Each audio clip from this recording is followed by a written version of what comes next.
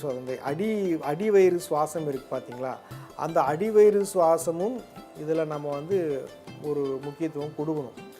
குழந்தைங்களுக்கெல்லாம் பார்த்திங்கன்னா நல்லா அடிவயிறு நல்லா சுருங்கி விரியும். அது பெருசாக பெருசாக அந்த சுவாசம் வந்து குறைஞ்சிரும். காரணம் நம்ம என்னென்னலாம் தப்பு பண்ணோமோ அதெல்லாம் அந்த குழந்தைய பண்ண வச்சு அதோடைய சுவாசத்தையும் குறைச்சிடும்.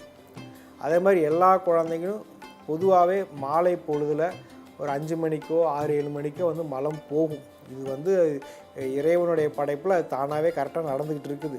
அது நம்மளே பார்த்து பழகி பழகி பழகி சாயந்தரம் போகாமல் அது காலையில் போயிடும்.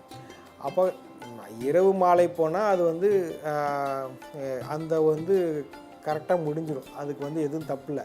அது காலையில் போகிறப்ப அது காலை கடன் அப்படின்னு சொல்கிறோம். அதாவது காலையில் இந்த கடனை வந்து கட்டியிருக்கிறோன்னு அர்த்தம். அப்போ அது உண்மையிலே போகிறது மாலையில் தான் வந்து மலம் கழிக்கக்கூடிய நேரம். அது பை பர்த்டே குழந்தை கரெக்டாக தான் பண்ணிகிட்ருக்கோம். நாம் தான் அதை கெடுத்து அது காலையில் மாற்றி விட்டுருவோம்.